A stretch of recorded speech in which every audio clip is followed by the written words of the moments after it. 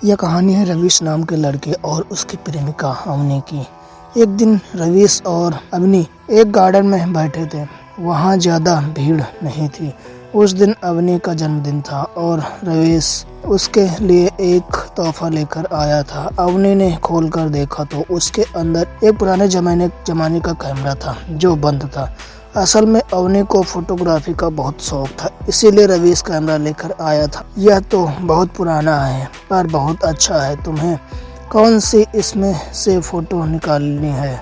बस मेरी याद में इसे अपने घर में रख देना है। थोड़ी देर बात करके वह दोनों उस गार्डन से जाने लगे हैं, पर जैसे ही वह रास्ता क्रॉस करने लगे सामने से गाड़ी आई और उस गाड़ी ने अवनी को उड़ाकर दूर फेंक दिया। रवीश भी गाड़ी का धक्का लगने की वजह से वहीं सड़क पर गिर पड़ा। भगवान का लाख लाख शुक्र है कि उसे ज्यादा चोट नहीं आई, बस 2-3 खरोंच आई थी। पर जैसे ही रवीश उठकर अवनी के पास गया, उसके दिल की धड़कन जैसे रुक सी गई।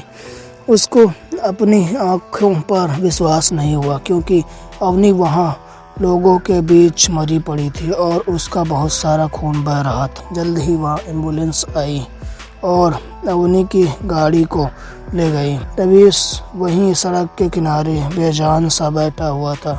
अवनी को ले जाने के बाद रवीश उठा और उसकी सारी बिखरी हुई चीजें उठाने लगा।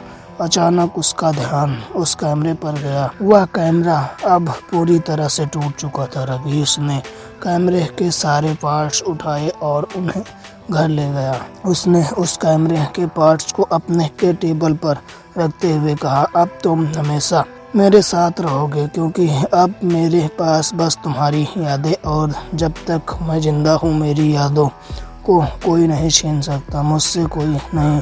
उस रात रवीश वहीं बेड पर लेटे लेटे अवनी याद में सो गया। जब रवीश गहरी नींद में था तब अचानक उसके घर का दरवाजा जोर जोर से बजने लगा। रवीश हड़बड़ाकर जाग गया और सोचने लगा कि इतनी रात में कौन आया होगा। पुलिस तो नहीं आई होगी, नहीं इतनी रात को नहीं आएगी, तो फिर वहाँ कौन था? रवीश सोच ही रहा था कि तभी फिर से दरवाजा बजा। रवीश जल्दी से गया और उसने दरवाजा खोला। जैसे ही उसने दरवाजा खोला, सामने देखा तो उसका शरीर ऐसे कांपने लगा जैसे मानो उसे बिजली का करंट लगा हो। डर की वजह से उसके शब्द कांपते हुए होठों से निकल रहे थे, क्योंकि उसने जो देखा कि दरवाजे के बाहर खून में लथपथ अवनी खड़ी है। पर सबसे भयानक बात यह थी कि उसकी आंखें पूरी तरह से सफेद हो चुकी थी और शरीर सड़ने लगा था। कैसी हो रवीश, मुझे तुम्हारी बहुत याद आ रही थी। अवनी की वो भयानक आवाज सुनकर रवीश को चक्कर आ गया और वो लड़खड़ाता हुआ नीचे गिर गया। नीचे गिरते ही बेहोश होकर वहीं पड़ा रहा। सुबह जब रवीश की आँख खुली तो वह जमीन पर पड़ा हुआ था।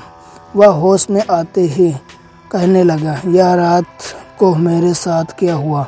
मैंने अवनी को देखा था। नहीं, वो तो मर चुकी है। तो यहाँ कैसे आ सकती है? शायद मैंने डरावना सपना देखा होगा। कितनी अजीब बात है, जिससे प्यार करता था सपना बनकर डरा रही है। पर उसकी यह हंसी ज्यादा देर तक टिकने वाली नहीं, क्योंकि जब वह उठा उसकी नज़र टेबल पर पड़ी। उसकी हंसी डर में बदल गई। रवीश धीरे धीरे टेबल की ओर बढ़ा और उसने देखा कि उस कैमरे के सारे पार्ट्स फिर से जुड़ गए और वह एकदम सही सलामत था।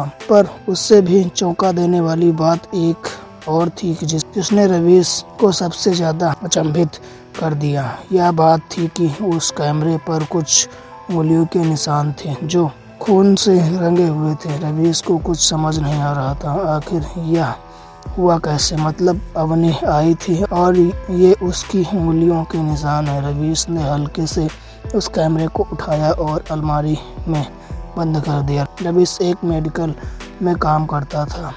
वह तैयार होकर काम पर जाने के लिए निकला। पूरे रास्ते भर वह कैमरा, वहाँ निशान और अवनी के बारे में सोचता रहा। जैसे ही वह मेडिकल में पहुंचा, उसके मोबाइल पर एक मैसेज आया। उसमें एक फोटो थी जिसे देखकर रवीश का डर यकीन में बदल गया। वह फोटो उसी कैमरे की थी जो टेबल पर रखा हुआ था। रवीश भागते हुए वहां से निकला और अपने घर पहुंचा। घर में आते ही उसने अलमारी खोला, देखा तो कैमरा वहां नहीं था। वह पूरे घर में उसे ढूंढने लगा, पर अचानक वह उसे उसी टेबल पर उसी हालत में दिखा जो फोटो। इस बार टेबल पर खून से कुछ नहीं लिखा हुआ था। रवीश ने वह पढ़ा, लेकिन वह पूरी तरह से डर गया था। इसीलिए उसने वह कैमरा उठाया और उसका क्लिक बटन दबाया। जैसे ही उसने बटन दबाया, उस कैमरे में से एक फोटो बाहर आई जिसमें अवनी की भयानक तस्वीर थी। इसके साथ एक और चीज़ भी हुई। बटन दबाते ही रवीश के शरीर में एक छेद हो गया। वो दर्द के मारे जोर से चिल्लाया और उसके हाथ से कैमरा छूट गया। कैमरा फिर से टेबल पर जा गया। रवीश दर्द से करा रहा था, यह सब क्या हो रहा है? अवनी, वह क्या तुम हो या कोई और है? मैं तो तुझसे प्यार करता हूँ। रवीश के इतना कहते ही कैमरे का क्लिक बटन अपने आप दबने लगा। जितनी बार बटन दबाता उतनी बार कैमरे में से अवनी की भयानक तस्वीर निकलती और रवीश के शरीर पर छेद होते गए। सिलसिला बहुत देर तक चलता रहा। रवीश भी दर्द की वजह से बेहाल हो चुका था। उसके शरीर में इतने छेद हो गए थे कि उसका शरीर अब एक छिन्न की तरह दिख रहा था। वो रोते हुए चिल्ला रहा था। रवीश लगभग मरने ही वाला था। तभी कैमरे का क्लिक बटन दबा और उसके अंदर से एक तस्वीर निकली। रवीश ने तस्वीर को देखा। वो अचेत रह गया, क्योंकि उस तस्वीर में अवनी के साथ अब एक और लड़का दिखाई दे रहा था। रवीश ने उस तस्वीर को हाथ में लेते हुए कहा, अशोक इस तस्वीर में कैसे आए? उस तस्वीर में जो अशोक नाम का लड़का था, वह भी अवनी से प्यार करता था। जितना वह अवनी से प्यार करता था, उतना ही रवीश से नफरत। इसीलिए उसने रवीश को गाड़ी से टक्कर मारने की कोशिश की थी। पर जैसे ही उसे पता चला कि उसने अपने प्यार को ही मार डाला है, उसने अपने हाथ की नस काट कर आत्महत्या कर ली। अवनी का कैमरा उसकी याद स्वरूप रखा था। आखिर मैं वही उसकी मौत का कारण बना। आप लोगों को यह स्टोरी कैसी लगी हमें कमेंट बॉक्स में बताएं और हमारे चैनल को सब्सक्राइब करें।